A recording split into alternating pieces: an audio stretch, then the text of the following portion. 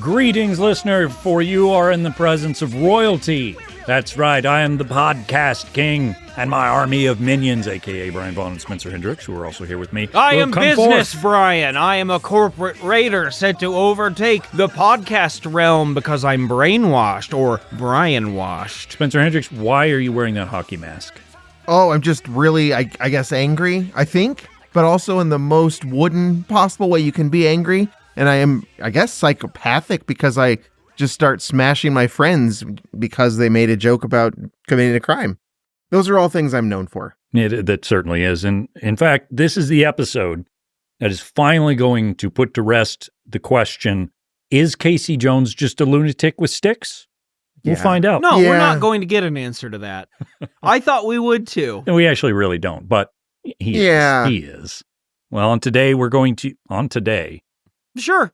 No, then, I mean, I guess that works. It works. is on today. On today, the day of my daughter's wedding. And on this day, the day of my of turtle's wedding. Yeah. Also, you haven't been specific, so whether it's the listener or us, it is on this day. We will be covering Teenage Mutant Ninja Turtles Season 3, Episode 25, Corporate Raiders from Dimension X, as well as Season 3, Episode 36, Leatherhead Meets the Rat King. And what a pairing that is. You're never going to believe what happens in that one. Do you think Leatherhead meets the Rat King? They do. They meet one another. Wonder what happens to Corporate Raiders from Dimension X. There's some Corporate Raiders. Where? Yeah, they're from Dimension X. Makes sense. Well, we're doing the 2 episodes this time. We've also got a Patreon bonus show out there where we discuss Teenage Mutant Ninja Turtles villains, fake ones, real ones, and eat some gumbo. It is available on patreon.com/Bootu Inc. It's free. Go check in, listen to some stuff. Donate if you want. You don't have to, but you can. And then also visit us on YouTube, youtube.com/Bootu Inc. Yeah, do it. And if you want some of that gumbo, we can probably mail you some. I'll mail you a nice envelope full of gumbo. Leaking everywhere. Yeah, just stuff it in a piece of paper. That would be perfectly. I tell you what else. I'm going to throw a little teaser out here right now. At the end of the episode, we're going to announce our next project, so to speak. That's right. Steal my thunder. Because what I was going to say is that unfortunately the Bootu boys will not be back next week. It's just not going to happen. We'll be back in like 6 weeks. So listen to the rest of the episode and you'll find out why. But there will still be episodes in our feed. Yeah, please don't leave us. I mean, please I don't want to mislead you. Someone just shuts off the podcast. Oh, they're done, I guess. We're just joking. We're just doing a different thing again. Yeah, I'm not even going to say it, but we are. Check in at the end of the episode. Stay for the whole thing. Don't leave and come back. Stay for this thing and find out later. You're going to want to hear about Casey Jones. Corporate Raiders from Dimension X. It starts, and guess what? It's an intro sequence. We hear about how he's a radical rat, and we hear somebody say, hey, get a grip, whenever someone introduces a turtle. That's my favorite part. They're like, Raphael is cool but rude, and then he says something snarky in the background. Michelangelo is a party dude. Party! Well, I mean, he's out of control. He spins real good. And that's it. Anything else about the intro sequence you want to talk about? It's awesome. I think we covered that at length, and it deserved it. But I think we've covered it all. We flash into the title card, which explains it was written by David Wise, a man who is his name, if this episode and next episode is any indication. Yeah, they scream wisdom. Although the problem here is Leonardo is giving it like nighttime eyes to a slice of pizza, and that doesn't seem very Leonardo to me. That's a Michelangelo thing. So I think they screwed up and switched the turtle colors again, much like last episode. Because last episode we saw Michelangelo with Leonardo's swords. Should have been Leonardo. We got Leonardo giving googly eyes at a pizza. That's Michelangelo. I think you're right. And this also makes me wonder if the turtles shouldn't have some distinguishing physical characteristics other than their wardrobe. True. We need, like, for instance, since Michelangelo is a big-time party dude and he eats a lot of pizza, he should just be fat. I want to see, like, a big, round Michelangelo. Fat, backwards hat. Give him one of those, too. Another accessory, I think. And then I think for Leonardo, some nerdy glasses. I was going to say maybe he could grow like a little Wise beard. Like maybe he's taking after Splinter a little bit. Plus he wants to set himself apart as like, I'm the person who leads the group. So responsible people have facial hair. Mm-hmm. Okay. What does Donatello do? Mustache. Or lab coat? Both. Perfect. Yeah. And then Raphael, I don't know what's he cool can be but just rude. The way he is. Okay. He doesn't We don't need have to change him. He drives a cool car. All the time. Well, they do have a car, and it came from the Neutrinos, who are from Dimension X. They're like little I think those are big rats. Things. those are. Nutria, that's what. The car is like a 60s convertible, like you might drive up to a diner in, but it can fly. George Lucas made it then? Pretty much. That's like his 2 qualifications. Does it remind me of the past? When I was a kid before things went wrong. We knew it was going to come up, the voice. And there then can it be in space if it wants to be? Those are the 2 things. Well, at the beginning of this actual episode, Michelangelo and Raphael are in the sewer playing a hearty game of stack some cans for pizza. But Raph can only get to 12 before the whole tower comes down like a Jenga tower. And Michelangelo says something dumb with a stupid voice. And when Donatello comes in, Leonardo explains the very obvious game that the other 2 turtles are playing that any idiot could figure out just from looking at it. But Donnie says, cut that shit out. April's news broadcast is about to air, so let's go watch Color 10 or whatever. Which is some real narc shit. Let's go watch the news. Quit having fun, let's watch the news. But the Turtles and Splinter then sit down on their sewer couch and watch as April explains there's a whole wave of crime coming across the city, which only affects white-collar people and businesses. I cheered. I was like, fuck yeah, yes. Me too. I was like, where do I sign up to be part of this? Is Mad Stan making this happen? But Splinter's all worked up about it for some reason. Every time I think the Turtles' hideout lair looks cool, which I do. You have to remember it's a sewer. I have to remember that there's shit on everything. You got to work with what you're stuck with, and they did the best job they could. They really did. I think if that's on one of those renovation shows where it's like, I live in a sewer, can you make this place presentable? They can bring like the Fab Five in there or whatever get they Bobby were. down there. And they did a hell of a job. He grew up in Missouri. He can deal with a sewer. And Chip Gaines said, I'm not doing that. Yeah, the decor is really cool for a sewer. They did a great job. There is, by the way, an exit sign, which would they need an exit sign? Come on. Maybe it's they to live there. divert villains. Maybe it's not really an exit. April explains on the broadcast that the head of Titanicorp was kidnapped this morning by men in business suits. James Cameron. This just confounds the Turtles. Why would people in business suits kidnap anyone? Then the news report gets even crazier as they show Romano's worst nightmare, which is a helicopter that has been downed and exploded. And apparently the head of Giganticorp was skyjacked and his helicopter was shot down by other men in suits. They have like RPGs or whatever. This is nuts. Pretty messed up. Leonardo then is like, hey, should we look into this? We're crime fighters and these are crimes and it's our city and all that. But Donatello goes like, why? And Splinter backs him up and he says some proverb about birds. So right. Splinter says, you're right. Keep our noses out of this. Mm-hmm. That's what he says right now. Mm-hmm. What's he say 5 seconds later? Well, not even what he says. It's Michelangelo who turns the tide because they find out, as April says on the video, top executives of the Behemoth Baking Company have been kidnapped. Guess what? This is going to be a citywide pizza shortage. This is just like the other thing about like, oh, the white-collar criminals are finally getting paid back, where I was excited. This would call me to action as well. Pizza shortage? Yes, Yeah. pizza shortage. We That's would a be right problem. there with Michelangelo if that happened. But it's right also on, dude. a case of, and by the way, I'm for, of course, leaving the corporate people to get fucked over, but this would be like, oh, it doesn't affect us. What do we care? That's kind of a shitty attitude. Well, and that attitude is a lot of how we're here as a nation in the year 2024. I'm not going to do any of that right now. This is we're talking about turtles and gators that stand upright. And if there is a less clear link between those things, like I don't know what that would be. Well, all of this causes all It four... would be fine if in November Leatherhead was running for office. Well, this, of course, causes all 4 turtles to just shit their shells and decide to jump in action. No more Ew. pizza. It's a problem. I got shit in, on, and around my How do you shell. get it out? A I don't hose. think you can. Splinter has to spray him down. Do they crawl up in there to sleep in their own shells? I bet.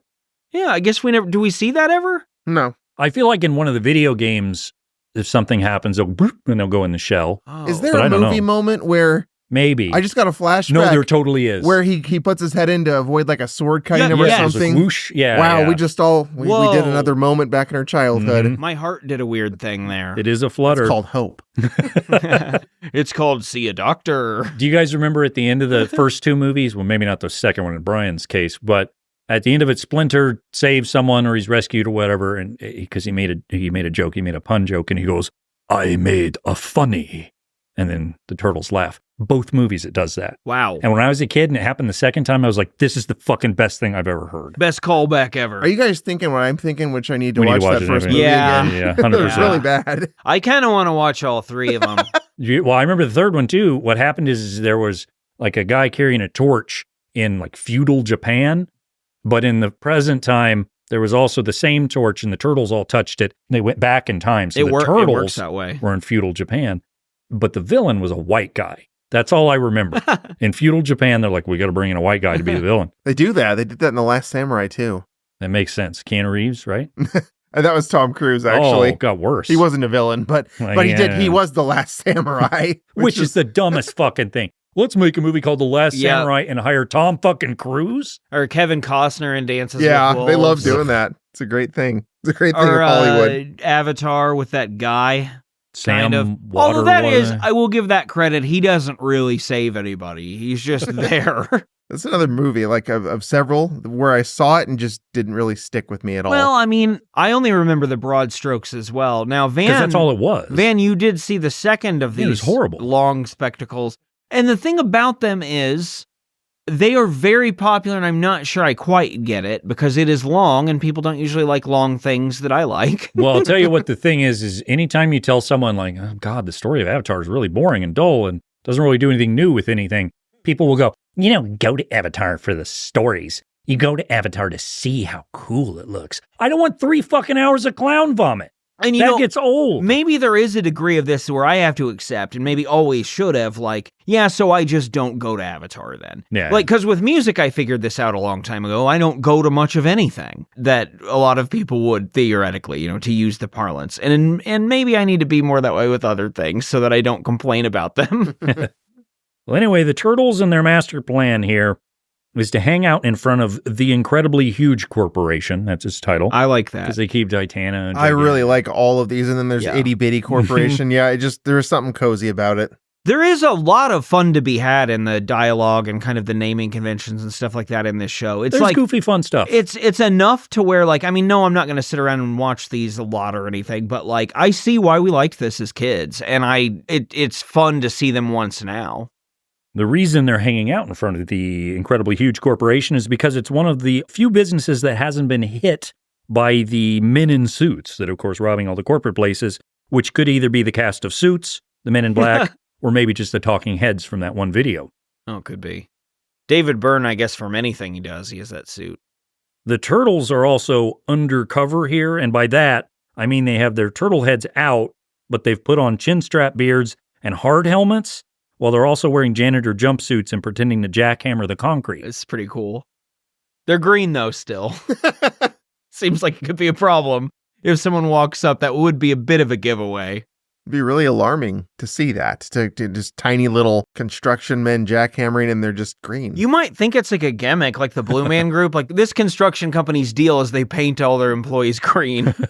Well, and I'm glad you said little, Spencer, because they're like 4 feet tall. Yeah. They're tiny. Yeah, they really accentuate that in this scene. They don't seem like they're much of a threat, like they're presented in the show as being these badass fighters. In this scene, they don't look that way. Well, just then a limo pulls up and a bunch of guys in suits pop out, and they also have a bunch of laser guns. These guys look like badass fighters. They sure do. It's a 50-50 shot that these are criminals or just regular CEOs, considering the guns. But the Turtles pick up their weapons anyway. The guys in suits then turn and begin firing at them, so the foursome rush off to hide behind just stuff, whatever's around.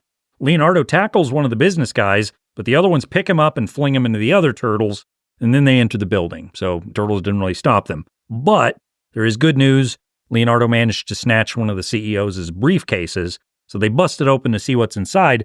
But first, Donatello says the name of the episode. I don't get it. Crooks dressed as businessmen using blasters that look like something Krang might have dreamed up. Wait a minute. Do you think it's possible? Exactly what I was thinking. Corporate raiders from Dimension X. I don't want to see anything that looks like something Krang dreamed up after seeing what Krang dreamed up for himself. Because he probably did invent that or make that. He had to have designed it. I can just picture his blueprints.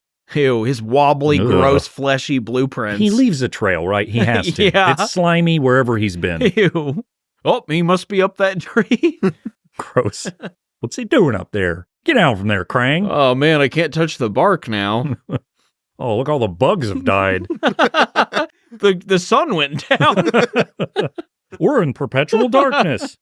Krang, please go back to the Technodrome. You're ruining Earth. And by the way, this is the real Donatello. This is Barry Gordon. He's back for this The episode. real, I like that you referenced that. Is like, this is the actual credentials. Because it's a horse shit when it's the other guy. I don't care who he is. Good Ruined my job. whole Whatever. day. Fuck that guy. That would be a social media handle too, at the real Donatello.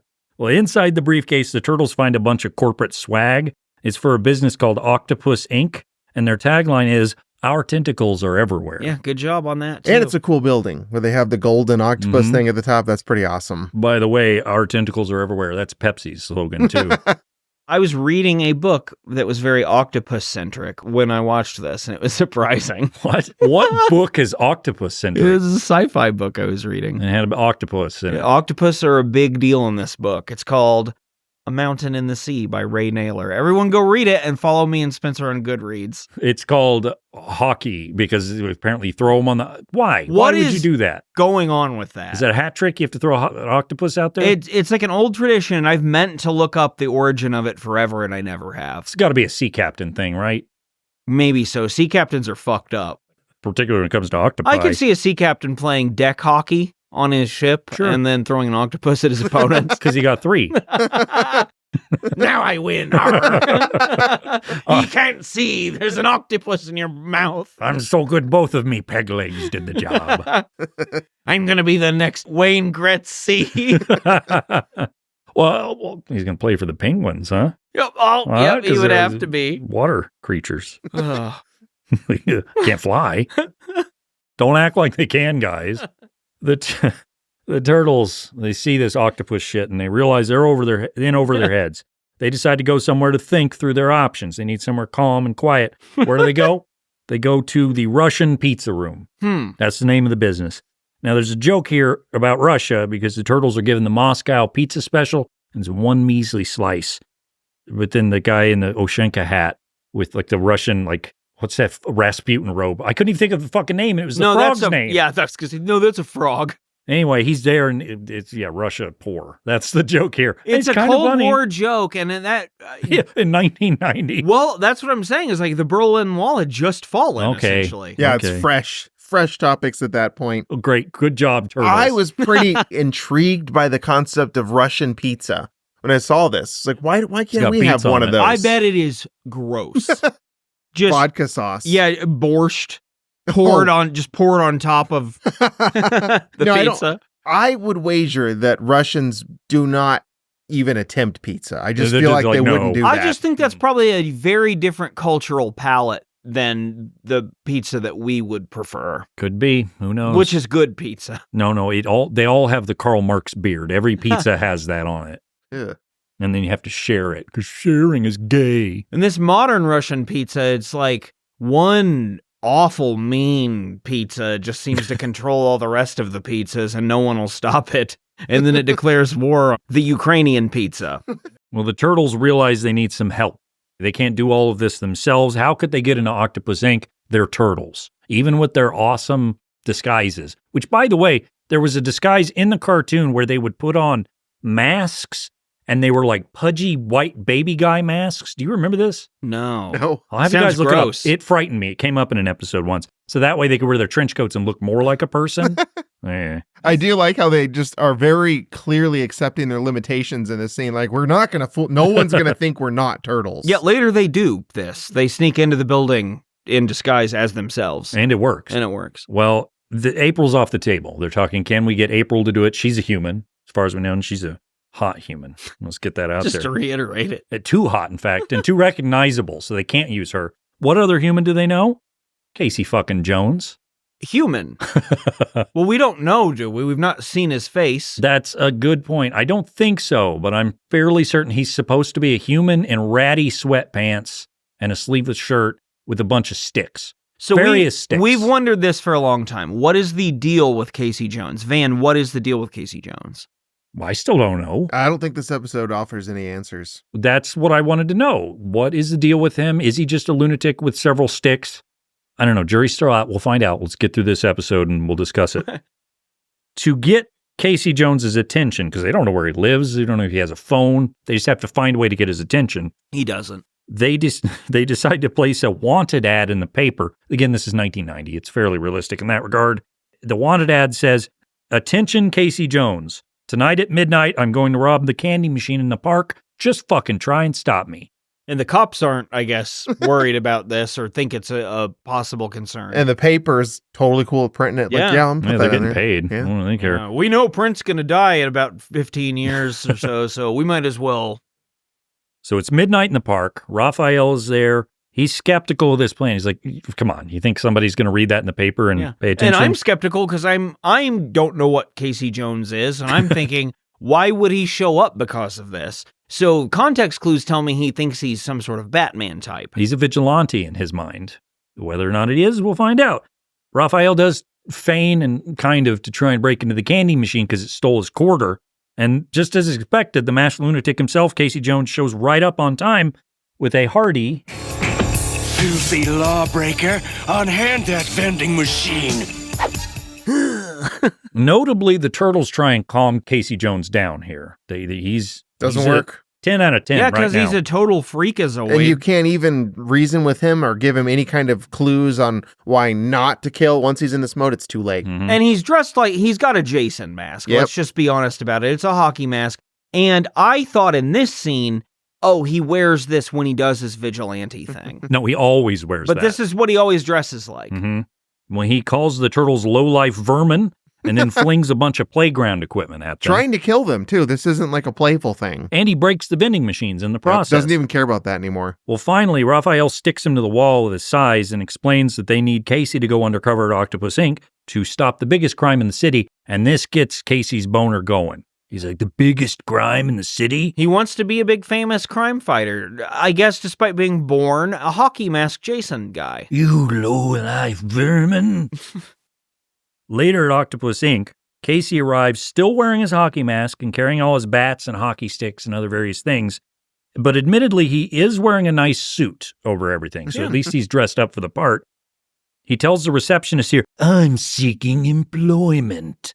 And I guess the receptionist goes, oh, please go to she HR. doesn't say no, which is probably the right move. We see the turtles are just outside of the building in the turtle van. They're monitoring via microphone and 1990s turtle technology Much what's like going on. Carl and Lieutenant Murtaugh were in Family Matters when we covered that episode. I could be thinking of something else, but doesn't their van just say turtle or something? Like, isn't it pretty clearly Yeah, labeled? Sure it does. It It's looks like shelled. it looks kind of like the Mystery Machine in that regard. Like you would know exactly whose that was. It's bright yellow and has a turtle shell on it. It's not a There's very no good question about undercover it. thing. Maybe that belongs to Dennis Franz. The turtles then hack into the corporate computer and they doctors Casey's resume to feed like appropriate job experience. Who does the hacking? I forgot. Donatello. Okay, He of course. does He does machines. hacking machines. Now, Casey's in HR and he's speaking with the hiring manager at Octopus Inc., who, by the way, has a picture of a dagger and like a morning star on the wall. He's got it That's framed. That's cool, though. Yeah, but you got to think maybe this company has something else going on. Well, the HR guy says, your resume looks quite good, Casey Jones, but I'm not sure you've got the mettle to be part of Octopus Inc. So Casey says, how'd you like to see for yourself, Mr. Scuzzbucket? And then he takes out his bat and smashes things. Mr. Scuzzbucket. It is He's the polite. most elementary school insult there is. And then he hits things like an elementary student. And he's hired. Oh, yeah, this impresses the HR guy who loves this, and he hires Casey on the spot. You're hired here at Octopus Inc. This is a nice touch with its, battering ram satire, which it's a kid show, it should be. Sure. The bigger asshole he is, he just keeps getting promoted, kind of, or like approved. It's a little bit later on then, and again, Casey's still wearing the hockey mask. He's also carrying around a bunch of office mail. He's officially an employee doing employee tasks. He uses his turtle-shaped cell phone to call Donatello and explain that everything's worked. I've made it in undercover. Donatello tells Casey to be careful, but just then a big fat business guy with a dumb haircut comes up behind Casey, and he starts threatening him and saying, if you make one more move, you're fired. And who is this guy to come up and just threaten to fire him on like his first day? Nonetheless, the fact that the guy's wearing a hockey mask you're threatening with sticks. I don't know what kind of company this is. You're just wandering around doing your first day job and someone comes up and says, if you fuck up, I'm firing you. Anyway, Casey doesn't take it well. Really? Who would have guessed? Yeah, he apologizes, calmly de-escalates the situation, right? Really reinforcing the stereotype of hockey masked guys. And then like a week later, he's gotten his first Employee of the Week badge, and this is the way it goes this episode. They've really turned things around. He's smiling and holding a plaque, Employee of the Week. And no, he actually takes out his bat and he beats the shit out of the guy and various things in the office, coffee machine. You know what he is? He's a total Randall Simon. He would hit that sausage in that sausage race. And finally, when he's done, he takes a trash can and stuffs it on top of the pudgy guy's head who's threatening to fire him. And the guy's like, I'm fucking sorry. I didn't mean to threaten you, fire you. I didn't know you beat me up. And he did. There's a boss here watching all this, but that boss doesn't react adversely like a boss might. Instead, he goes, I really like your go-get-'em attitude, Casey Jones. And he leads him down the hall explaining he's going to put Casey in the special employee training program. Unfortunately, the Turtles do lose their connection with Casey as he's led into that conference room by that boss, who then reveals their entire master plan, saying, I'm sure this course will give you a whole new outlook on the company by turning you into a mindless slave of the chairman of the board. That part's for us. I mean, he's letting us know. That's know. Fair. Or maybe he's talking about Carrot Top. He turns his weird head to the camera. Winks. Well, Raphael talks to the camera a lot. Now, in the conference room, Casey and a bunch of other guys in suits are sitting and watching a video, and Liquid Snake starts to narrate, and I mean that. This voice that Cam Clark uses here is the Liquid Snake voice, pound for pound, and I was delighted to hear it. Did you accidentally grab a PlayStation controller while he was talking? Mm-hmm, but the problem was then Psycho Mantis read my memory card, and he's like, oh, you like playing Castlevania Symphony of the Night, or perhaps Contra Legacy of War. There's also a twirling octopus logo on the wall, and this sends out like hypnosis waves at everybody in the crowd, and Liquid Snake tells the businessmen that they must obey Octopus Inc., and everyone in the room begins to chant, obedience to Octopus Inc. And that happened to me too when I was watching. Mm-hmm. Did you get out of it? Did you splash water on Yeah, yourself? I was gonna say, I got out of it this fortunately, morning. there's Good. a very easy fix for what they're doing. Yeah, I to took these a employees. shower and I was fine. It's the equivalent of like that Signs movie. God damn it. Yes, Exactly the that's exactly same what I thing. had. Yeah. There's water everywhere. It's like they should have thought of this day one. Took however long till the aliens had almost won. They're like, oh, water. Yeah, no one thought of that. And also, the aliens are like, we need to go to a new planet. Let's go to the one that's 70% water, our mortal nemesis. Yeah, the whole thing is water, and its people are water, too. Yep. They're made of water. But then you'd think they'd leave anyway the second they were like, oh, this one has Mel Gibson. You can really tell too that people are mostly water if you look at them real hard. You can see all that. Squint a little. See all that water in there. flashing around. We're always leaking. Hey, man, you left your water over there. Oh, my bottle of water? No, you left your water there. Yeah, you're kind of, you're very wet right now, and I mean that not in a sexual way. Well, everyone in this conference room is hypnotized by this twirling octopus, except Casey, likely because he's too dumb, right? I didn't really get why he was impervious to Well, he's it. wearing a fucking hockey mask. I wonder, It's impenetrable. I don't know. can he see out of that thing? And by the way, it's not even forever. He does eventually get hypnotized. Yeah. He's just slower than the rest. I don't. Are they trying to say part of him is more resilient and stronger than It the almost average person? doesn't have a plot purpose. No, too dumb. That's what it is. Well, it could be. He isn't super bright. Well, he realizes and says out loud, this is some kind of weird brainwashing. And he attempts to leave. normal cool kind. But a couple of handcuffs come out of his chair and grab him and hold him down, forcing him to be hypnotized. Eventually, he too begins to chant, obedience to Octopus Inc. And the Turtles decide it's been too long. We haven't heard from him. We got to get in there. Gotta go in, get the target. Unfortunately, just then several men in suits with ray guns show up, and they're going to hit one of the last functioning businesses in town. Spencer mentioned it earlier, the Itty Bitty Corporation. Don't hit the Itty Bitty Let Corporation. them be. You know who owns that company? Who's that? Mom and Pop. The first ones, the original mom and pop. Well, with this happening, with these corporate raiders from Dimension X attempting to take over the Itty Bitty Corporation, Donatello says, you know what? Fucking time to do machines. So he busts out a machine, and it's a catapult. Yeah, that's one of the best machines. It's another fucking catapult. Is that a machine? We've had that forever. It's good. It's well, tech. It's a contraption. Okay. Have you not heard about the new Apple's new iCatapult that they're trying to make? What does it launch? Dreams. Your entrepreneurial hopes. iDreams. Apple for your siege warfare. Well, that's just it. If Donatello had created a trebuchet. I'd be impressed. Oh, yeah. So you're just But a thinking catapult- it's really medieval, like Yeah. rudimentary style. He says he does machines, not kind of does machines. He should be able to do something more complicated.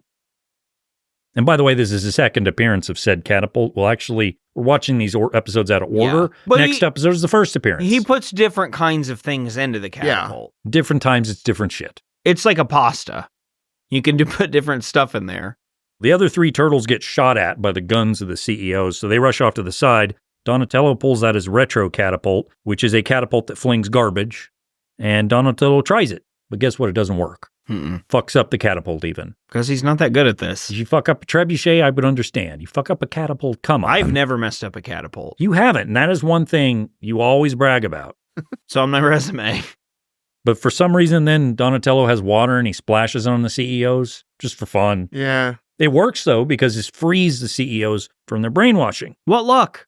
Leonardo realizes they're all being brainwashed, and Donatello realizes it's the water that did it. Do you think they all sat together, the writers, and were like, all right, how are we going to get him out of the brainwashing? And they thought about it for a while, and they came up No, with this. I think not. one of them says, we have to do 40 of these this year. Oh, And it's water. So the guy writing it's just in a hurry. He's like, let's just make it water and move on. Water, boogers. No water. Water's better.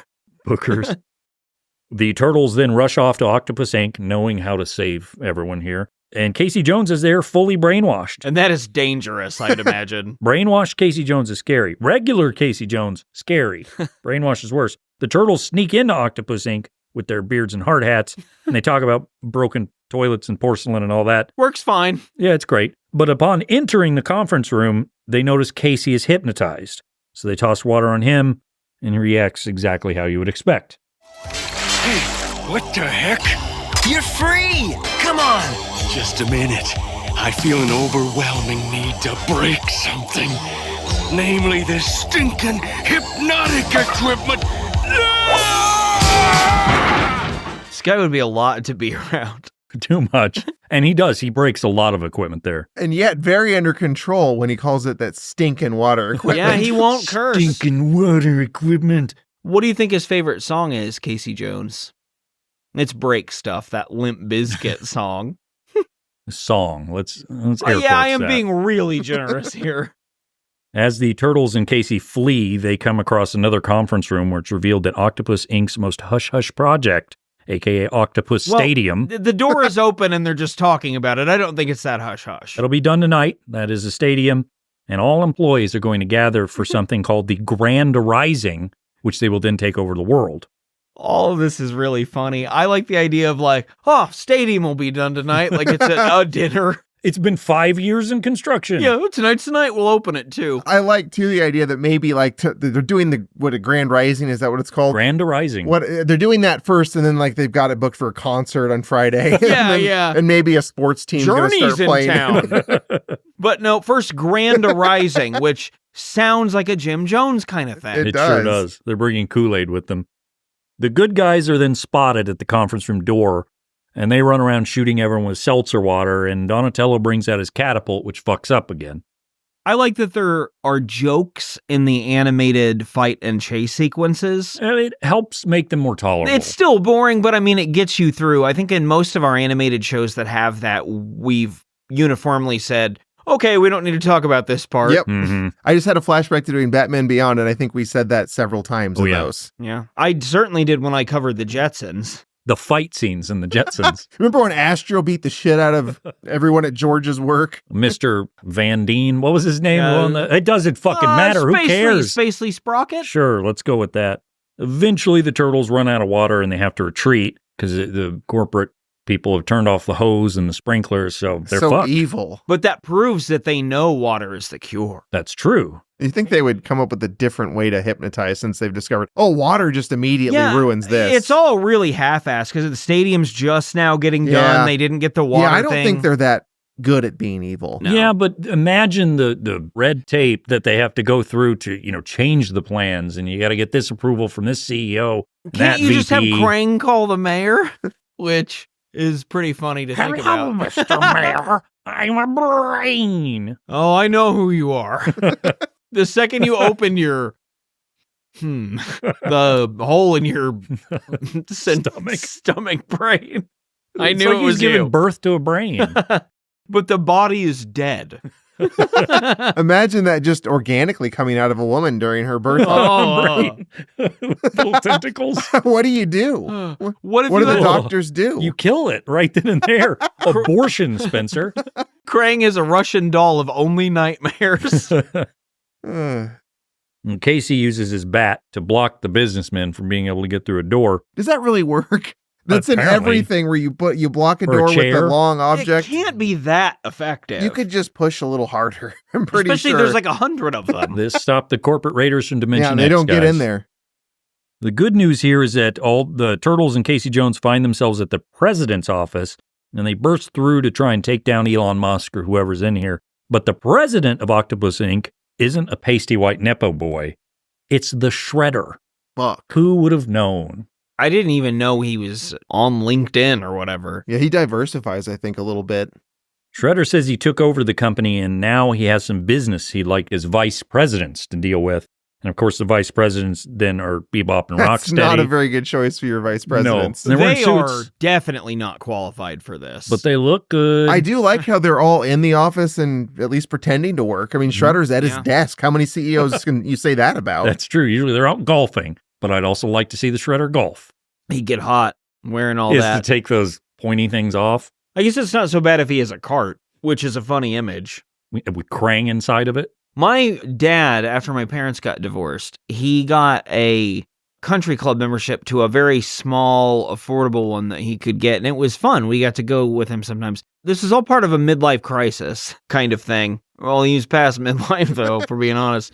But all this is to say, he had a 3-wheeled neon green Harley Davidson golf cart Oh, Wow. from like the 70s. That's cool. Do you have a picture of that thing? There might be one somewhere. Need to find that. Yeah. I know one listener might, or maybe two, might recall this thing. They're my siblings.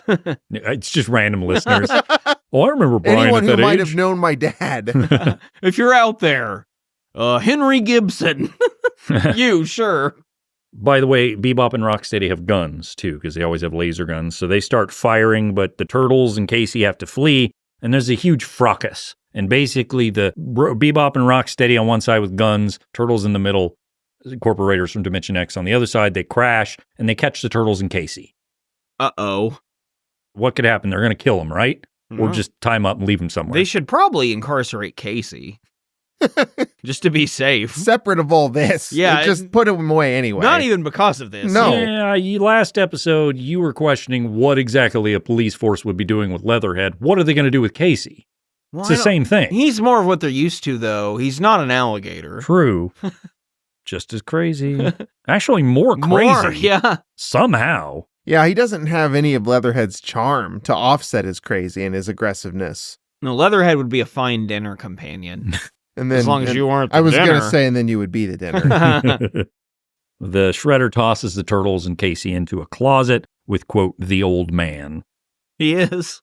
Later, Rocksteady and Bebop are slacking off their desks and still likely getting paid 6 figures. I do really like how they actually do have a job to do. I forget if it's Shredder that comes in or someone comes in and they're like, oh, act busy, and they actually have paperwork. They're shuffling through them. They have real job duties. This episode does a lot of little jokes for mom and dad like that. They're Definitely. like, work kind of sucks. Shredder does pop in, calls them lazy, tells them, get ready, get the Turtles ready, actually, because soon it's going to be the Grand Rising. We got to get prepared for this. The stadium's ready. A couple more hours.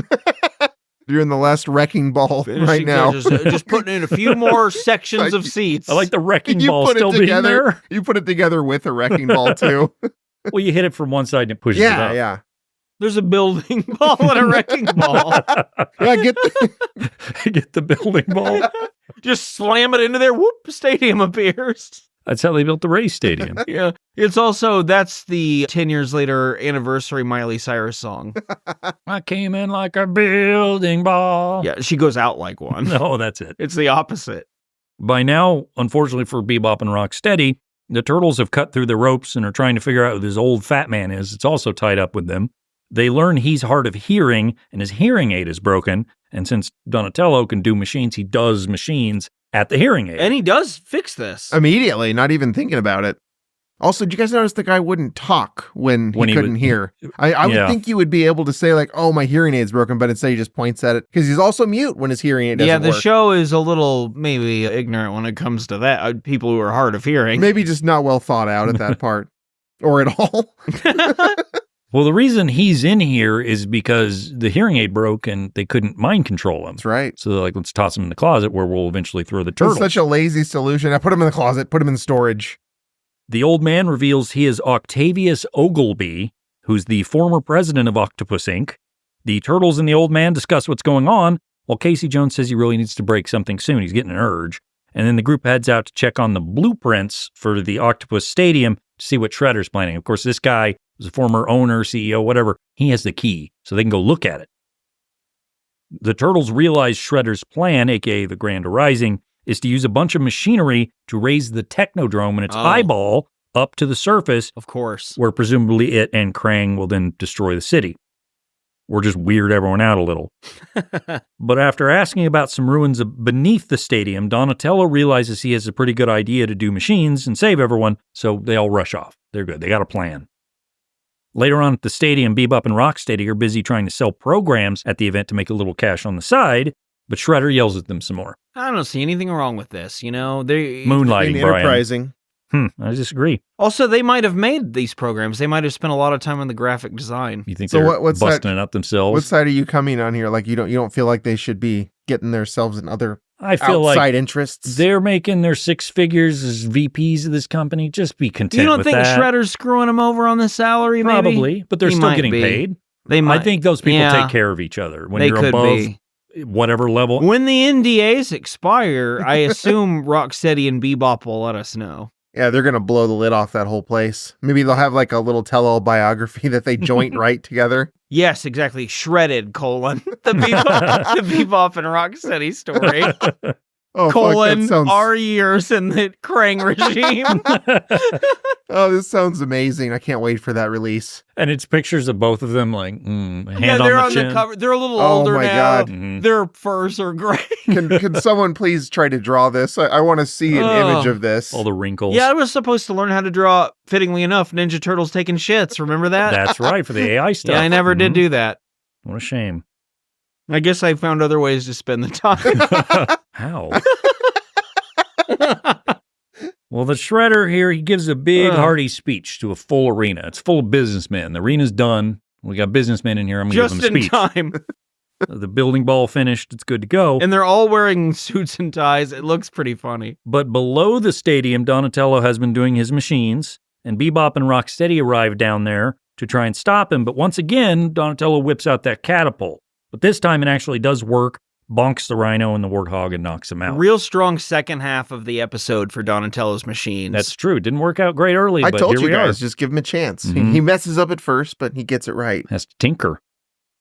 Shredder finally raises what he thinks will be the Technodrome, but instead, a big metal octopus comes out of the ground and it starts spurting water everywhere. It spins a bunch. This water, of course, frees the businessmen from their hypnotism, and one of them says, I don't remember a thing. And the other one next to him says, oh, well, we were probably hypnotized then. My favorite part is you come to, and this is what you're doing. You're in a stadium with thousands of people watching a spinning iron octopus And a metal man. spit And water. somehow very calm about it all. Yeah. And then your guy next to you is like, it's fine. We were probably just hypnotized for a while, and now we're at this. Like, okay, What is this exactly? Is this sports? do we keep watching or can I leave? Is this pornographic? Does my wife know I'm here? Shredder does realize shit's fucked here, so he says, let's run away. And then he runs away. We lost again. Later on, that old man, Octavius Ogleby, is thanking the Turtles for saving his company, and the Turtles chastise him a bit for going to business with Shredder in the They first said, place. like, wait, so you had a silent partner, and all he said was his name was the Shredder. And you thought, oh, this will work out. This is a great business opportunity. But the Ogleby guy does pledge to be better going forward. But from now on, I promise you, there will be a new Octopus Inc. No longer will greed be our single motivating factor. We will clean up the environment. We will help the underprivileged. We will make this a better world for everyone, regardless of race, creed, or color. Raphael looks dead at the camera to break the fourth wall, and he goes, "This isn't realistic at all, but it's happy, I guess." I liked that. I appreciated it. Because it's a form of this that works because it's acknowledging this is over the top while still saying, nothing wrong with being hopeful. Sure. It's a nice thought. Heroes in a half shell, corporate raiders from Dimension X. I wish on this really lighthearted, almost feel-good ending that they would have played like a gentle, like contemporary sort of the theme song instead of doing their really rockish version. Maybe they could do like a gentle, soft one. Yeah, like a dee, Heroes in a half shell. Sure. That would have been good because Power Rangers does that. They do a nice gentle Power ending. It's like do. Yeah. That sort of thing. I want that. They have it underneath when they're talking there, that like harpsichord version of it or whatever. Weird sounds, yeah. Yeah, they're all Casio type sounds. Well, at the beginning of the episode, I set out to answer the question, is Casey Jones just a lunatic with a stick? I believe we can confidently say no, he's not just that. I don't know if we can say what he is. I don't know what all is going on there or his origin or why this character makes sense in this world. But we can say he is a lunatic with at least one stick because he has more than one. Yeah. So let's say at least two sticks. He's a main character, right? I He think shows so. up from time to time. And I He was want to in the say, movie. I was going to say this is another thing. I really think the movie portrayed him in a much more understandable I think he fashion. was a human, more of a human. And I think he was. Well, Casey Jones isn't not a human. I don't know. He's just fucking wild. I think he was supposed to be immature in the movie, but not this. Jason. Not Yeah. this. Not I'm gonna beat your ass, scuzz bucket. While knowing those are just his turtle friends that he's known for years, presumably. And the gimmick, the joke, if you will, is that he's wants to be a vigilante, but he's too aggressive and he breaks stuff. So like in the park, he says, "You can't break that vending machine, criminal," and then he breaks the vending machine. So it's supposed to be a little over the top in that regard. And I like it. Yeah, I do too in that way. Like, I mean, a vigilante is a bad idea. So, of course, they're going to mess up. They're going to break more eggs than they save.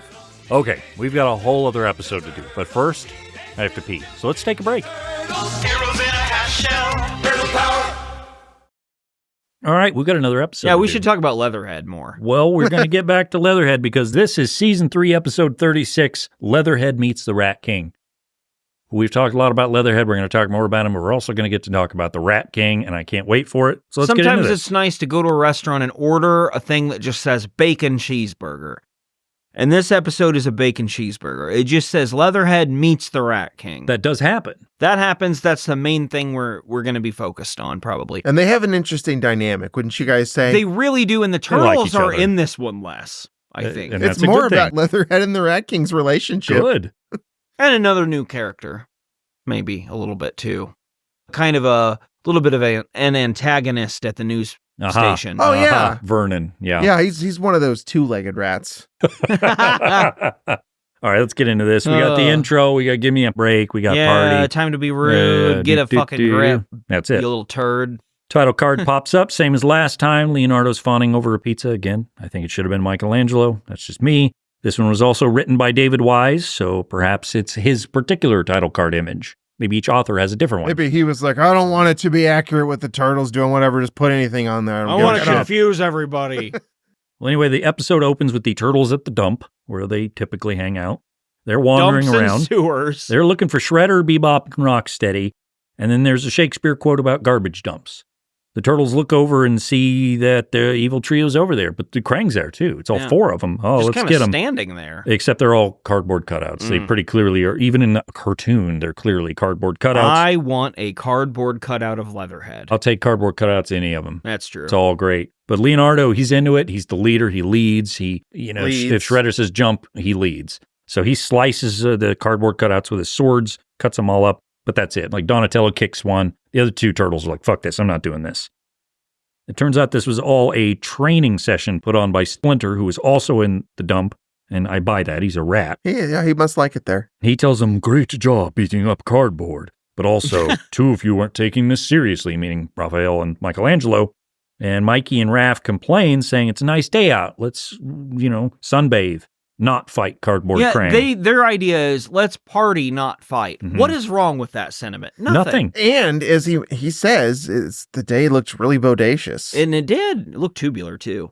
I think that Splinter kind of sucks. I mean, A little bit. Well, he's got to keep him in line, though. They're gonna lose their training and get all fat if he doesn't kind of occasionally make him serious. To a degree, but he just doesn't. He contradicted himself about earlier. You haven't really gotten over that about part. the corporate raiders, and then here it seems like he's all business, no play. But his dedication to the handbook, so to speak, the training, cost the Turtles time when they could have been solving a problem. But we'll get into that. But how would they know there was a problem? They need to be ready for real problems. Well, and I have another suggestion is, do we know for sure that Splinter is not in league with the Rat King? Good point. Well, now that you mention it, there was an episode that I watched, and it was the first episode involving the Rat King, where he shows up, and he has a flute, and You're thinking of Hamlin Rule. I know, but he had a flute, and like Hamlin Rule, he controlled rats. And Splinter, what is he but a rat? Just nothing. And so the Rat King plays his flute, and Splinter is like, yes, I will do your You don't bidding, have a Rat clip King. of what that sounds like to you.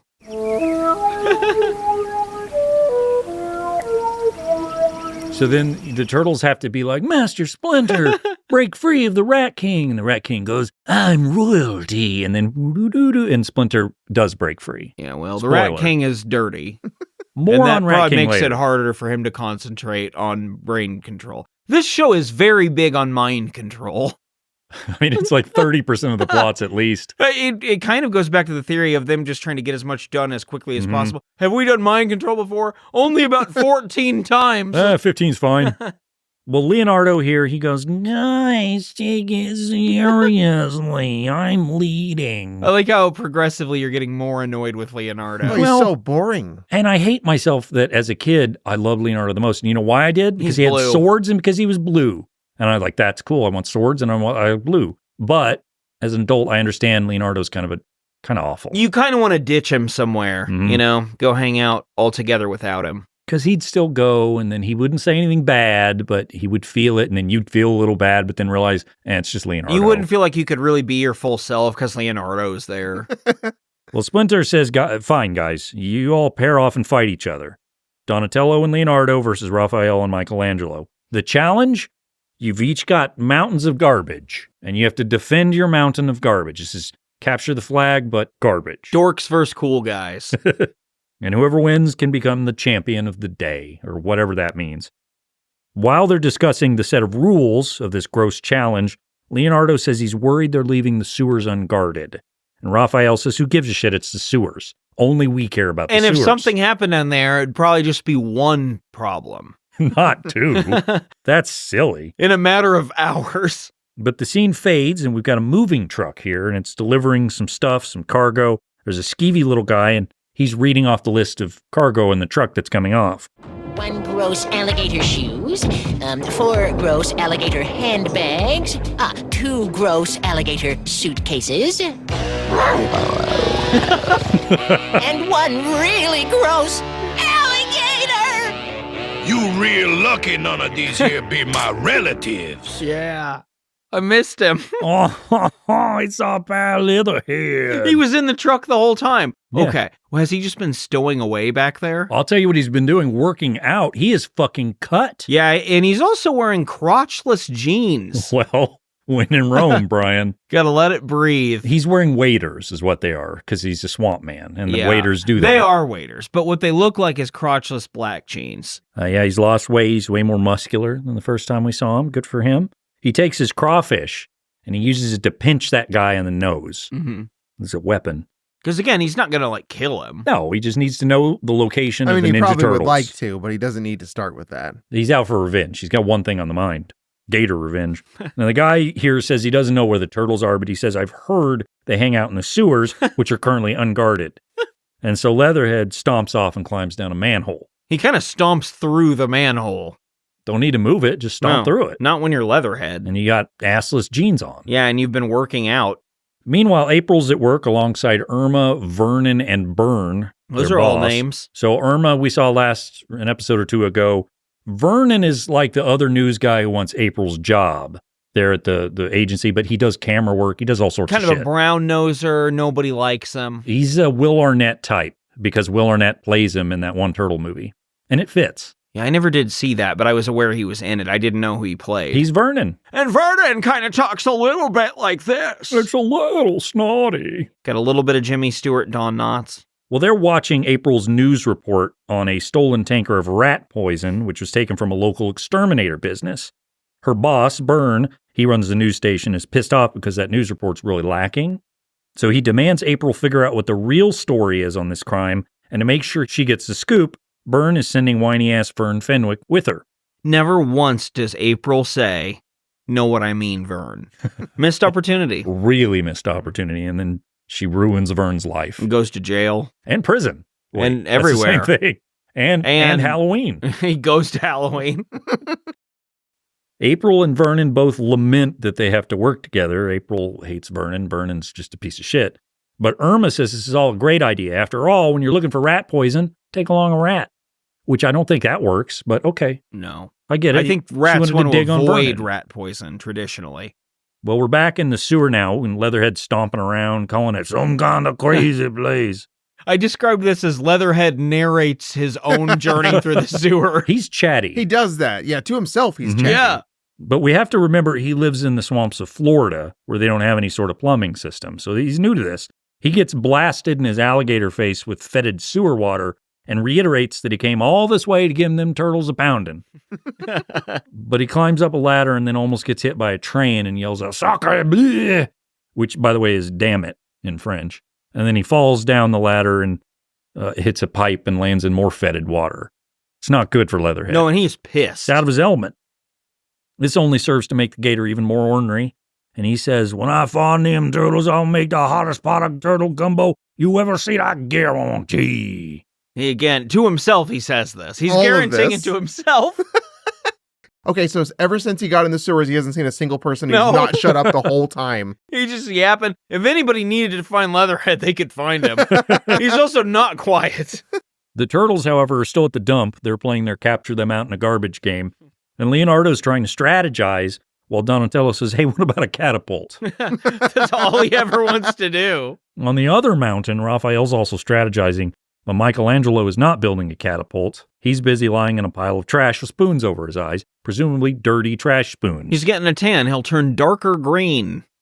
Gross. Well, then there's more Leatherhead wandering in the sewers complaining.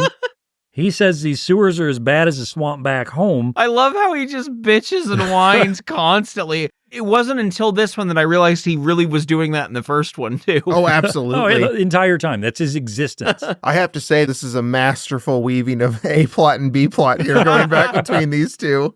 Yeah, he's complaining. He's saying, the sewers are as bad as the swamp back home. Only the thing is, in the swamp, at least a gator know where he stood. Mm-hmm. He don't know where he stood in the sewer. It's true, man. I tapped my heart and looked at the screen when he said that. But suddenly he falls through a big hole in the ground, and his little Cajun hat slowly floats back down onto his head. He's like Indiana Jones in that way. And he says, "This is some kind of trap I'm betting." And he is right. How very observant of you. I am the Rat King. How dare you invade my domain? I be Leatherhead, and a Florida swamp gator go where he pleases. Oh, really? Tell that to my rats.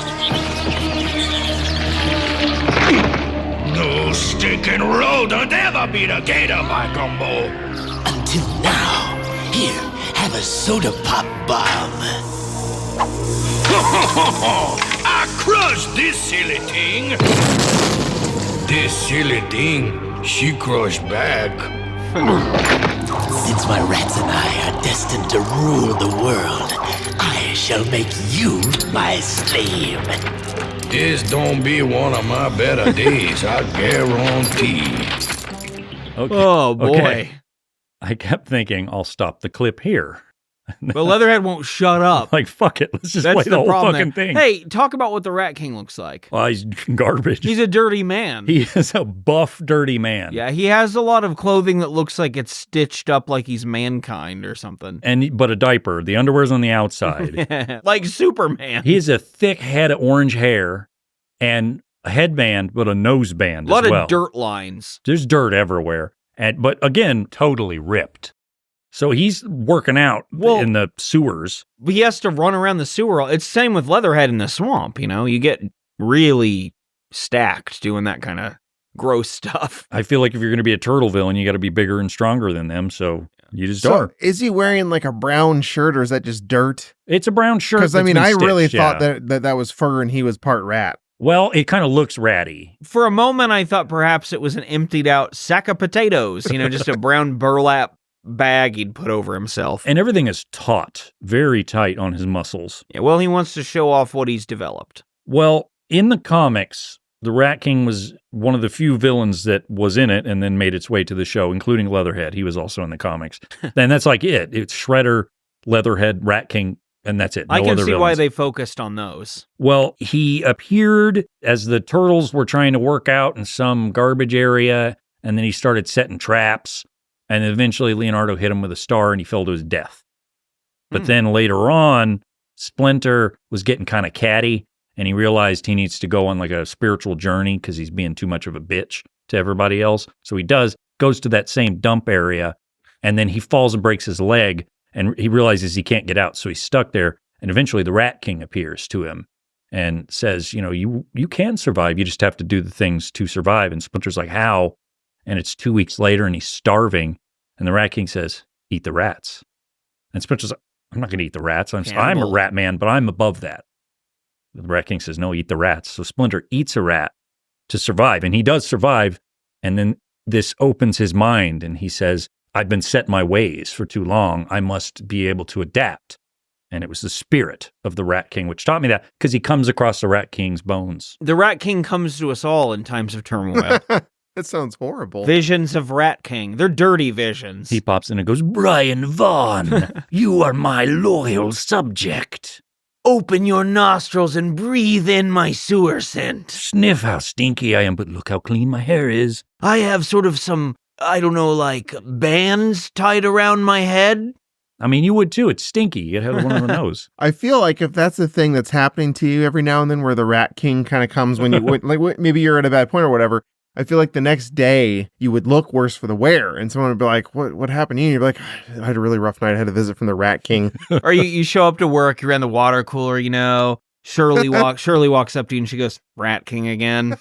Rat like King everyone Mondays. knows what that's like. Like, oh, I've had that too. Leave him alone today. He had another late night with the Rat King. Oh, I could smell it. I knew. The water cooler's brown. Oh. There was another episode, because again, I watched several Turtles episodes, where the Rat King shows up, and I did watch a lot of Rat King episodes, because I'm fascinated by the guy. And there's one where Shredder opens a pizza place because he wants to find the Turtles' secret hideout, so he makes the place weird-ass pizza, and they only put weird ingredients on there, knowing that when the weirdest order comes in, that's going to be a Turtles order, I can put a bug on the pizza in the shape of an anchovy and fall into the sewer. The problem is when the Turtles order pizza, they go up topside and order from a phone booth and say, deliver to the phone booth on such and such. Then a truck carries away the phone booth. April, in turn, I'm not going to explain all of it, has the pizza to deliver and it has a tracker on it. She sees that there's no phone booth on 16th Street. So she says, Michelangelo must have meant 16th Avenue. So she drives to 16th Avenue. Who's there? Rat King. So she gives the pizza to the Rat King. He's excited because he's hungry. It's peanut butter and anchovy and some other shit on there. And he is hungry and he takes it down. But then the Shredder and Bebop and Rocksteady track the pizza, wind up at the Rat King's lair, and he does his shtick. You dare impede upon my civilization. But he just wants to eat the pizza. And eventually he does. It's kind of like The Departed. Just like in The Departed when the Rat King was like there. Like that scene where Jack Nicholson's eating a peanut butter and anchovy pizza. He's more the Rat King. He kind of is in that with the nodding. Yeah. And, I'm not really gonna get up from my chair if that's okay with you, Marty. And then there was another episode where the Turtles are trying to find April, who was kidnapped by someone in the sewers, and they can't find her. And they're like, where should we look? And the Rat King appears. He goes, would you like some help? Is he just their neighbor down there? Yeah. And they're That's cool true. with that? I guess that makes sense. They both live in the sewers. See? And then the Turtles are like, should we follow the Rat King? Should we, believe him and trust him? And the Rat King's just like, I feel like helping. So he does, and he leads them to April. Well, good. I think he's just chaotic. He's complicated. Kind of like Leatherhead, If you know who he is, you can deal with him. He's going to tell some tall, scaly, gatory tales, but he's nice. All right. Well, basically, that whole clip I played, what happens in it is the Rat King tosses a chain down around Leatherhead's neck, which has made him a prisoner, chain attached to it, all that. And then he drags the huge gator out of the hole by the chain because he's super buff and strong. April, Vernon, and Irma are trying to find out what happened to the tanker of rat poison that April reported on, and they see a big hole in the wall in a parking garage with April remarking, "It looks like someone chewed through it," except it doesn't look like a hole either. It's just a wall. Well, they all three push through it, which then makes an actual hole, and it's a door. We'll call it that. I love secret doors and compartments and stuff. Not so much in sewers. I'm not wanting to find anything that's hidden down there. No, and it leads to the sewers. That's where it's going. So Irma wonders why anyone would take a truckload of rat poison into the sewers, but April finds a clue. She says, "Look, a piece of cloth, and it's the same kind that the Rat King wears." Everybody knows that. Like what kind the big criminals wear. John Gotti, everybody knew what kind of cloth he left behind at crime scenes. What kind? Al Capone. I was just going to ask. What kind? What kind do you think it was? A gingham pattern dress shirt, maybe. Okay. That does sound like John Gotti. Sure. I don't know anything about John Gotti. Me either. Well, whatever it is the Rat King's making his clothes out of is peculiar, so she recognizes it. Filth. Anyway, in the Rat King's kingdom, he offers Leatherhead, who's trying to get out of his chains, a big old hunk of Munster cheese, which the gator then refuses and says, "I'd rather eat, I'd rather bite Rat King on the butt." That's essentially what he says. So Rat King flings the cheese into Leatherhead's face, calling him an insolent slave. And it goops on him, kind of. It's like wet cheese. I don't know Munster. I'm assuming it might be a softer one. It's like a regular cheese. Is it? Wouldn't goop. I get it every now and then. Maybe it's melted. Could be. I mean, it is the sewer. Rat King says he's planning on taking over the world, and then Leather King asks, Just casually, "What are you gonna do?" And so Rat King goes, "Well, since you're an inferior non-rodent, I'll reveal my entire plan to you." And I'm not joking. He says literally that. Yeah. He opens a nearby door and reveals that he's the one that stole the tanker truck of rat poison. He's going to use it to rule the world. Leatherhead even says this is silly, saying, "You gonna rule the world with a truckload of poison? Who you born crazy buku guy, yeah?" "I don't see how we get from point A to point B on this one, Rat King." I guarantee gumbo jambalaya. I'm a little concerned with your methods there, Rat King. But Rat King says, "I'm not crazy. In fact, this Rat King... Nope, not at all. This rat poison will no longer threaten my faithful rat servants," who are everywhere, by the way. Rats all over him. Instead, it's going to serve the rats. He says he's going to alter the poison's formula with various chemicals, which he then dumps randomly into the top of the tanker with the bottles and all, saying it will turn the poison into a hypnotic gas that will then turn humans into mindless slaves. Just like with octopus ink. Now, again, he says a pinch of this, a smidgen of that, but then dumps entire bottles of mystery liquid into the top of the rat poison with the bottles as well. So I don't know that Rat King has a chemistry major. This backs up your theory, Van, that Rat King is just wild. He's just a lunatic. You don't really know, like he has this whole plan, but he's not even following it correctly. He just is doing whatever. Rat King says he's done changing the formula. It's done now. And he heads off to find some test subjects to try it out on. So Leatherhead, who somehow is the voice of reason through all of this, says, "This fella be a few shrimp shy of a boatload, I'm thinking." And he is. Yeah, he is a few shrimp shy of a boatload. Leatherhead's sort of the audience surrogate. We can all relate to. Well, it's like MST3K. That's why he's jabbering the whole time. It's like when they riff, it's constant. Yeah.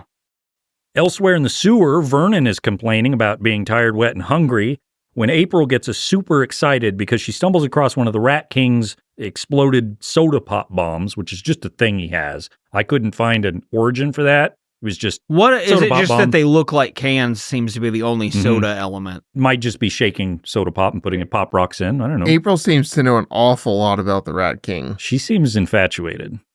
Good for her. Go get that Rat King. Get it, girl.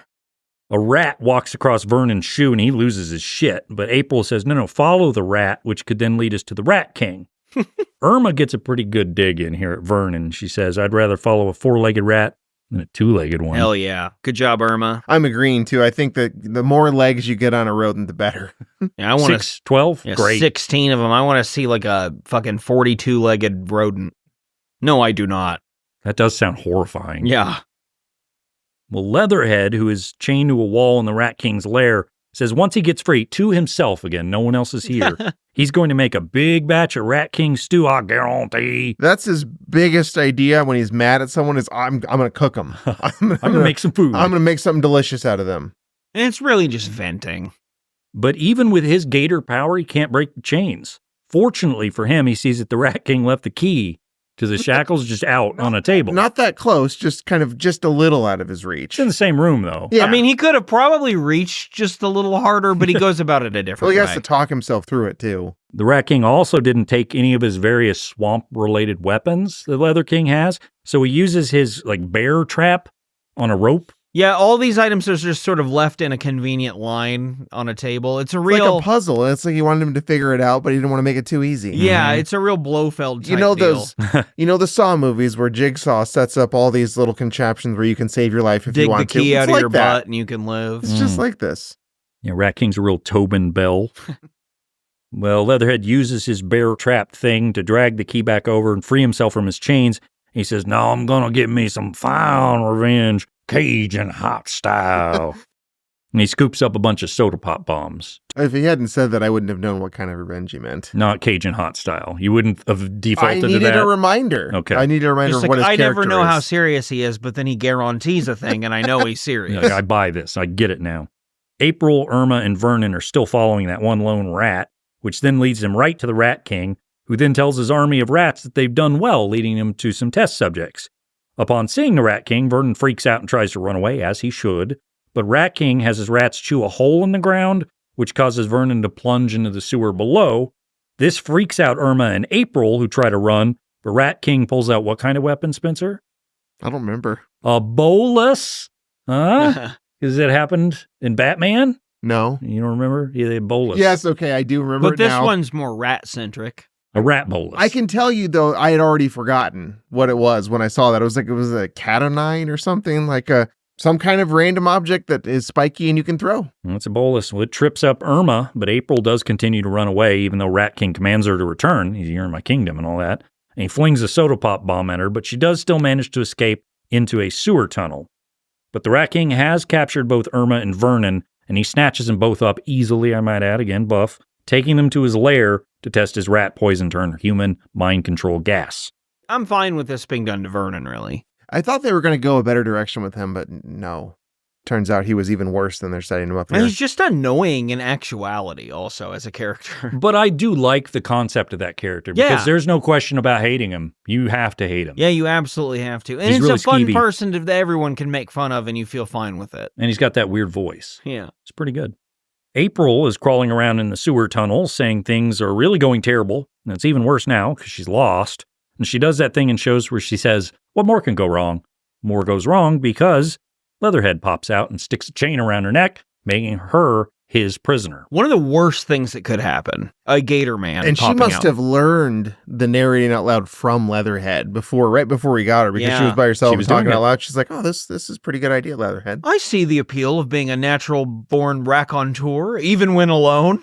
Well, this is a bad day for Channel 6 News. 3 of your employees have been captured by Leatherhead and the Rat King. Mm-hmm. That's a problem. Happened to Walter Cronkite twice. The Leatherhead attack. But he got free, though, right? No.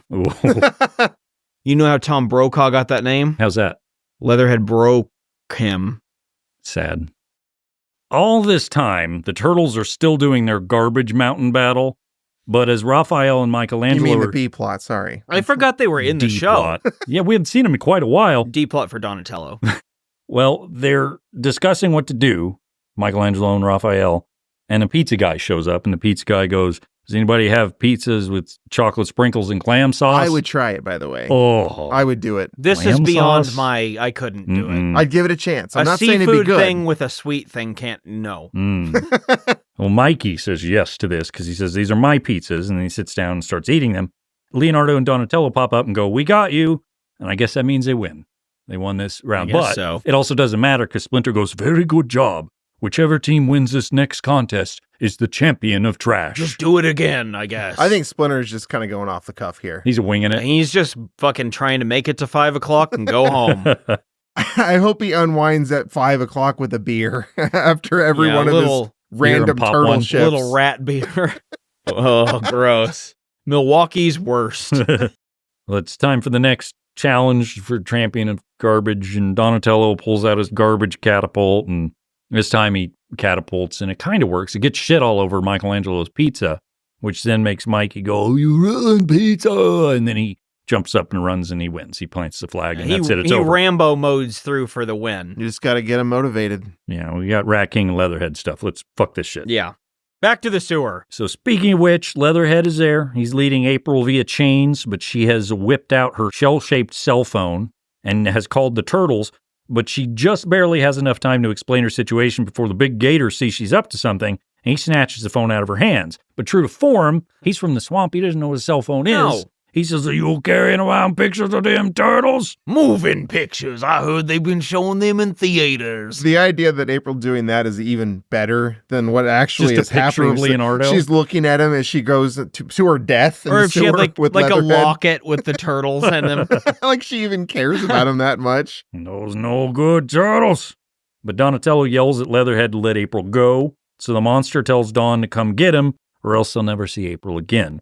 Then he stomps on the cell phone and drags April further into the sewer as the turtles rush into action. Later on, we see that Leatherhead has decided to build a bazooka. Mm-hmm. Now, I don't know where the parts came from. I don't know if he has the technical and engineering know-how to get this done. He might be better at machines. I was just thinking than that. Donatello. Yeah. Huh. I mean, he gets it done. He builds a bazooka right then and there. And he says he's going to kill the turtles. And then when he's finished... He's not. When he's finished, he's going to go get that Rat King, too. He's got to prey on the mind. And I'm sure in the end, what he's going to want to do is make a gumbo out of both of them. Well, Leatherhead tells April it was the Rat King who stole the rat poison truck. So he's doing all the, reporter groundwork for her. And he says Rat King's going to use that truck to make poison zombie gas. So April pieces together that this is what the Rat King meant earlier when he encountered them and said, you, Irma, and Vernon are test subjects because he's got his stuff. And we see then that the Rat King has tied up Vernon and Irma, and he's scooping a big old flask of the poison out of the top of the tank, saying, "It's done. I made it. It's going to do exactly what I want. 10 minutes of the gas from this, and you will be mindless zombies." I've done the science. It's precisely 10 minutes from now that it will kick in. So Vernon protests. He doesn't want to be a mindless zombie. He says, I got to get my sleep. But Rat King says, "Too late. The fumes are already working. Farewell," and then storms off. This is another James Bond villain moment where he's like, "All right, I've got it all set up. I'm going to leave to do something else, I guess." No need to see the whole process through. Yeah. I mean, I'm that confident. And I'm really busy. I've got to mail some stuff. Well, Rat King does relish in his peaceful domain, which is just a dirty sewer room full of rats. But he realizes something here is amiss. Those books don't belong there. They're out of order. That's probably it. He needs to arrange them. No, Leatherhead's gone. Oh, the giant man gator isn't here anymore. You would probably know right away because you'd be like, why isn't he talking to himself? He's always talking to himself. There's a noisy 7-foot-tall muscular bodybuilder gator, and he's not here. Rat King gathers his rat followers, and rushes off into the sewer to find that big gator. Leatherhead then threatens to turn April into Cajun bean dip. I don't know that Cajun bean dip is even a thing, or if he's just saying, "I like bean dip, mine's Cajun." Is he just saying stuff and then adding Cajun? But April protests and says the turtles aren't even in the sewers right now, and he threatens her with his turtle stomper, which is the bazooka. But just then a bunch of rats appear and attack him, so he kind of snarls and rolls around. He calls them cheese-chewing chumps, and those were some cheese-chewing chump rats, and correctly guesses that the Rat King must be near. Finally, we're, 18 minutes into this 22-minute thing, Rat King and Leatherhead meet one another. We Villain were promised meets villain. this. It's the battlefield here, too. This isn't just a friendly gathering. This is battle of wits and strength and everything. Rat King yells a bunch of royalty and rat stuff, because that's mostly what he knows. Leatherhead says a bunch of hokey swamp things. And fuck it, let's just play another clip. All right, Leatherhead, come out and fight like a rat. I'm gonna fricassee your tail for that. You dare challenge the authority of His Majesty the Rat King? Well, this is delightful. I'm enjoying watching this battle. They kind of do a lot of actual battling, too. They tussle around in a ball. Oh, that comes up later when they wrestle. Oh, is that later? You got to wrestle a gator, and I was waiting for it, and it finally happened at the end. Leatherhead is, of course, firing his bazooka. Rat King is throwing soda pop bombs, and one of the bombs lands near April, so she screams, but lucky for her, the turtles finally show up, and Donatello uses his bow staff to golf it at Leatherhead, the soda pop bomb, except instead of using a golfing reference, he uses a baseball reference, which is to say, an infield double at least. Which would be really something to witness. That is something, but also, that's not like, I don't know, you don't go, you're a really good batter, you hit an infield double. And also at least implying that if I had just done a little better, I could have had an infield triple. That's right. Any sort of infield non-single would have to mean something weird and fucked up happened. Cool Papa Bell could have been involved. He could have been. He's the fastest guy there was. He'd be on second base before you could blink. That also sounds like a Leatherhead kind of name. Cool Papa Bell. Rat King and Leatherhead continue fighting one another, and April reveals that the Rat King has Irma and Vernon to the turtles, so they all rush off to save them. Leatherhead says to Rat King, "You gonna be the Rat Fink now." It's Vink. And then he shoots him point blank in the chest with his bazooka blast. But the Rat King isn't done for yet somehow, too buff. So he yells for his furry followers to help him. Some rats chew through the boards above Leatherhead, which causes some of the foundation to collapse on him as he yells "Jumpin' Jambalaya," and then they start to wrestle. And there is some gator man wrestling. It's pretty good. It goes on for a few seconds. Pretty evenly matched. Meanwhile, the turtles have found the room where Vernon and Irma are stored, and they rush in to save the two. Michelangelo kicks over the stool with the poison on it, which just seems like a bad idea. That's a bad idea. Unfortunately, though, it does seem like the turtles in April were too late. The poisonous fumes seem to have done their job and turned Vernon and Irma into mindless zombies. Vernon stares ahead blankly and murmurs. But Irma goes, no. He just saw one rat too many. She splashes him in the face with a bucket of, poison swamp water. And he comes to his senses, but he's annoyed that she splashed him. And I'm a little baby. Honestly, though, he should be annoyed. That was sewer water. Well, he shouldn't be down there. But his boss told him to be. I guess that's true. Well, he just shouldn't be anywhere. But this is the sewer is the domain of rats, gators, and real reporters. All right.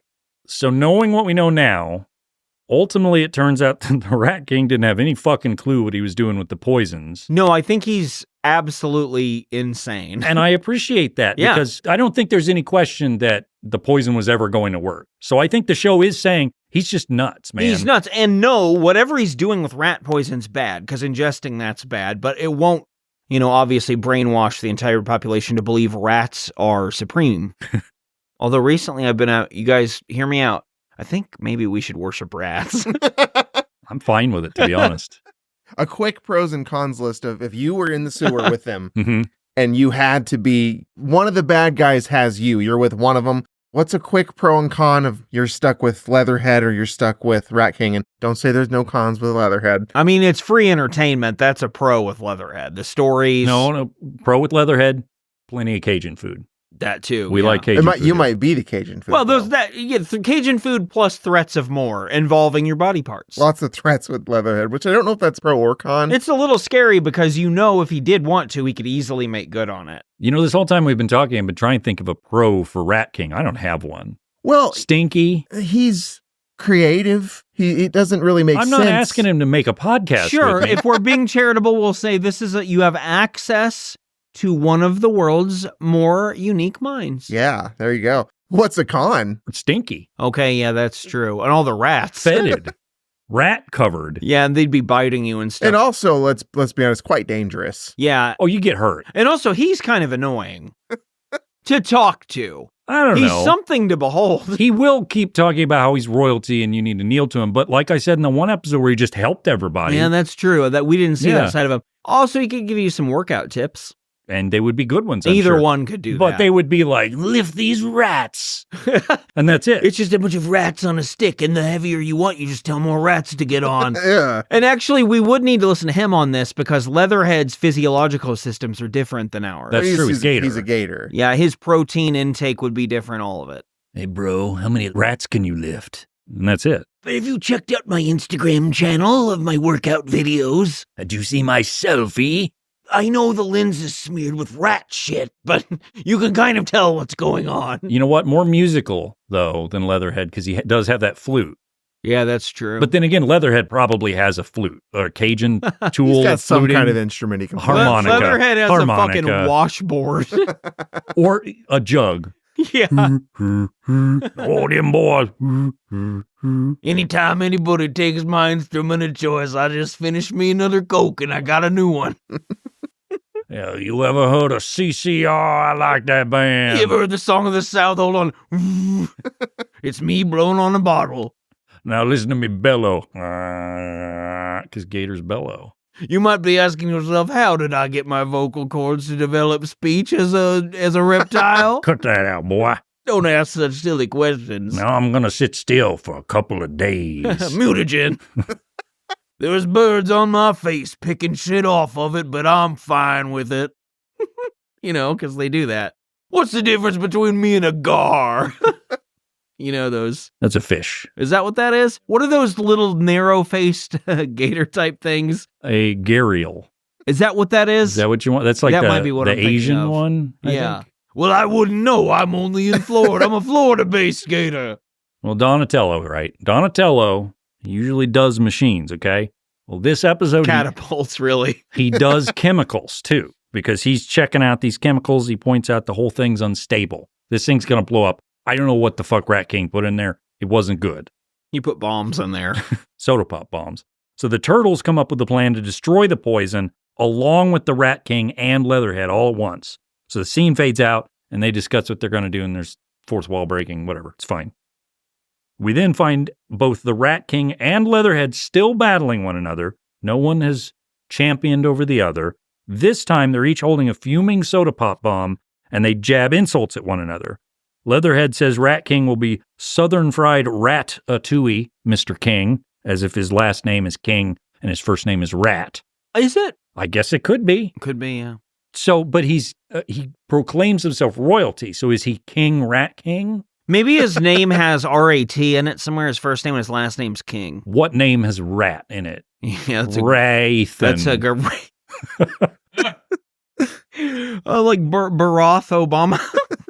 Brat. Yeah. No, it's like Bart, but Brat. Oh, yeah, that would be... Yeah, the parents just kind of mixed it up a little bit, yeah. Well, maybe it's more of an not I like acronym. Bratley. Like Bratley Cooper. Just like that. We figured out mystery of the Rat King. All right. I think Bratley Cooper could play the Rat King. Bad Bradley Cooper. So what we've learned is there are no names with rat in it. Well, do you have one? No, I don't. I was thinking this whole time there's not a single one. Bradley Cooper, you've kind of been trying to get more into prestige acting. You just played Leonard Bernstein. Who's your next role? Oh, I'm going to be the Rat King. Pratley? That's kind of a name. Chris Pratt. Not a first name, though. Did you know the joke about him is that his name is Crisp Rat? It's like when you don't like him, you go, oh, Crisp Rat. And I don't like him, so I do that often. And he's very unlikable, which is weird because I found him very likable when I only saw the first few seasons of Parks and Rec. Mm-hmm. Not so much anymore. And didn't know anything about him as a person. All right, we can get through this. It has been a struggle. Rat King still battling Leatherhead. Leatherhead called him Mr. King, as if his name is Rat King. The Rat King then says, "You'll be my willing subject, Mr. Gator." He as will if not. Leatherhead's last name is Gator. Leatherhead Gator. Leatherhead Gator. I know it rolls off the tongue better than King Rat King. They toss their soda pop bombs at one another, but the turtles appear off to the side, and Raphael tells the duo that they will be back at the Rat King's lair sabotaging his plans. This is a bad time for another interruption, but it's important for me to say that I think that Leatherhead's last name would be like Devereaux. There'd be some vowels Yeah. and an X and an ampersand somewhere in there. Well, this all infuriates both the Rat King and Leatherhead, with the former saying that this will interrupt his plans to take over the world, and the latter saying he just wants his swamp revenge on the turtles, whom he calls possum pusses, by the way. I don't know what that is. Pusses, but that are possum. I don't like it. The two villains then rush off, clamoring to stop the turtles, not noticing the shellbacks hiding in an alley with April, Irma, and Vernon, who has his camera handy and is filming all of this. He's talking about incredible footage. He's like a giant gator and a man who's buff and covered in filth. They're going to make me into the next Dan Rather. Oh no, my leg! You just accidentally had a last name there with rat in it. Rather. Oh no, they've had one on the inside telling us the news this whole time.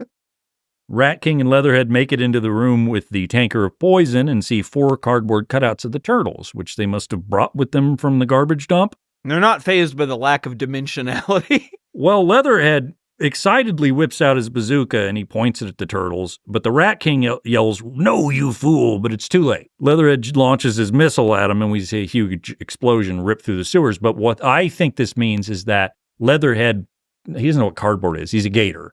No. So that took him by surprise. He just thought it was him. Rat King knew because he tried to stop Well, him. he has human vision also. We don't know how a gator's eyes perceive. Well, they're on the things. side of the Yeah, head. I don't even think he would have seen him at all. So I don't think their vision crosses over much. So yeah, I think they're seeing on 2 different planes. That's a problem. Yeah, the science of this We really got to get to the bottom of it. dubious at best. I'm certain the writers did their research. That's all Oh, that matters. No question. Yeah, Carl Sagan being one of them, I believe. This explosion causes a manhole cover on the street to be rocketed upwards, with Leatherhead shortly being launched skyward right after it, yelling, "Jambalaya!" He's one note, but he hits that note well. He then flies off in the distance. He lands in the Hudson River, because this is New York and it's a big river, which is only slightly cleaner than the sewers, I might add. And then he decides, much like that Cajun man at the beginning of last episode, who once tried to capture him, this endeavor is not worth it. So he says, "This gator's staying in his own swamp from now, I guarantee." But And he'll be back. swims out to Florida. Yeah, he comes back a couple times. Back in the sewers, the Rat King is busy yelling a bunch of stuff while sitting in a big pile of rubble, and he says, "This won't be the last the turtles see of me." I don't know why he'd say it like that, but he did. He did, yeah. And he says he'll show them all not to trifle with royalty once he gets out of here. And he kind of looks around and goes, "Although this might take a little time," because he's enclosed. Kind of a cave-in. It was cute. So the turtles, April, Irma, and Vernon, they're all safe now, but Vernon excitedly says, "I've got the story of the century. I taped all this shit, this gator, this Rat King, I taped it all." Irma is like, what are you talking about? We all did this. But Vernon's, "No, it's just me. I'm getting a promotion." But then one of the turtles is like, "Oh, you're stupid." One of the turtles. Yeah, and who I do could that that voice. be? And Michelangelo reveals, everybody's going to be laughing at Vernon. He left the camera, or he left the cap on the camera. He didn't see shit. Oh, man. It's just audio. Turn it into a podcast. Just like Vern. Wah, wah, wah. The end. That's it. We're done. That's it. We've talked about turtles. We've talked about Leatherhead, and it was a lot of fun. Are you bothered that you love the turtles as much as you did back then, having watched these now? Not at all. Not at all. Not a bit of that. Especially at that age. Like, this is fun. I see why I liked it. Compared to some of the other cartoons we've watched, which aren't many, Flintstones, Jetsons, Batman Beyond, Steven Universe, is this better than most? What do you think? I think it is definitely better than the Hanna-Barbera ones. Like, it has something to latch onto. Hard not to be. Yeah, it's definitely going for a far different thing than like Steven Universe is for sure. It just that's wants more to be of a real show. That's clearly the yeah, best. this of is both just cartoons. wanting to be goofy and give you some memorable characters, which it does. It does a pretty good job of that. I like the villains. I like the turtles. And, there are some funny little jokes thrown in there. They broke the fourth wall, probably a little too much, but it is funny from time to time. Again, the characters are so outlandish. That's where the humor from it all comes from. So I had a blast watching these. I might watch some more. I also played a bunch of the old video games for the NES, thinking about doing a video. And you mentioned to me the other day you were crawling around in the sewer. Mm-hmm. Just to kind of get some sense of what it's like. Mm-hmm. I did play that Filthy. that first, the original Nintendo, that Ninja Turtles game that came out for that. I played that a bunch as a kid. It's super hard. It is. All those games are so hard back then. Mm-hmm. How far did you ever make it in that game? Oh, do you not know? very far Yeah, at all. same thing. I recently, like I said, played it the other day. I beat it because I used a guide. I don't think I ever made it past like the second stage. No, Wow. it's not nuts. easy. What happens when you win? What do you win in the game? You free April and no, because you free her at like the third stage. Is It's Le- a bad is Leatherhead in victory it? thing. No, sadly. No, not worth it then. He's in some of the others, like for example, for the SNES, Teenage Mutant Ninja Turtles 4 Turtles in Time. Leatherhead's in it. He's on a train. And that's what the third movie's called, right? No, I don't think so.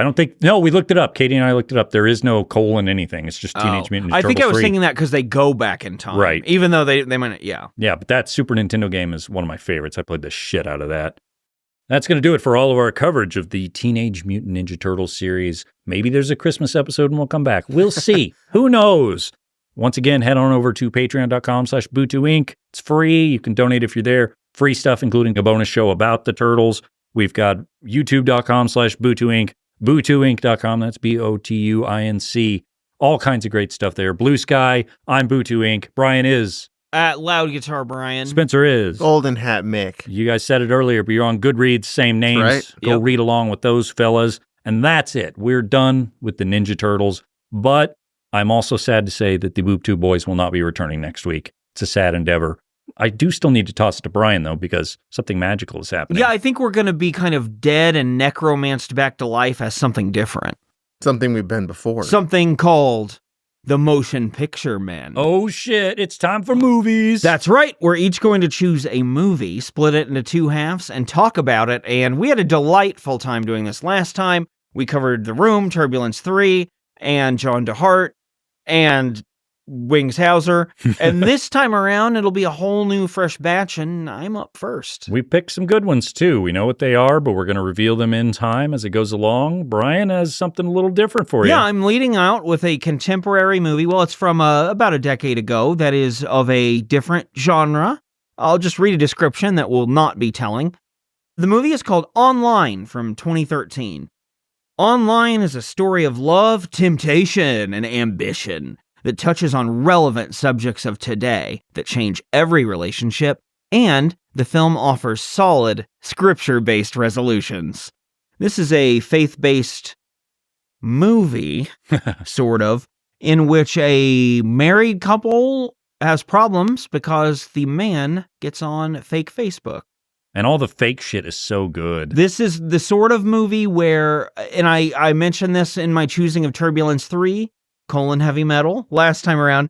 I really enjoy someone trying to portray the real world on screen and falling very, very flat. And this movie does it for 90 straight minutes. The three of us have watched a lot of Christian cinema, and there are some regulars that show up, some new folks, and some very funny, just misguided ideas. And we've done enough being mean about some of the practical, issues with this sort of religion and the approach to it, but I think this is going to be fun because we're going to get to talk about more just the uncanny valley of how whoever created this movie sees the world versus how anyone else might see it. That's right. And once again, that's Online, I believe 2013. Yeah, you can find it on Pure Flix America, or what's it called? Great American Pure Flix. Great American Pure Flix. Yeah, which I still get emails from. You do have to search Online 2013. It is hard to find this movie if you're looking for it. It is really hard to find because the name is stupid.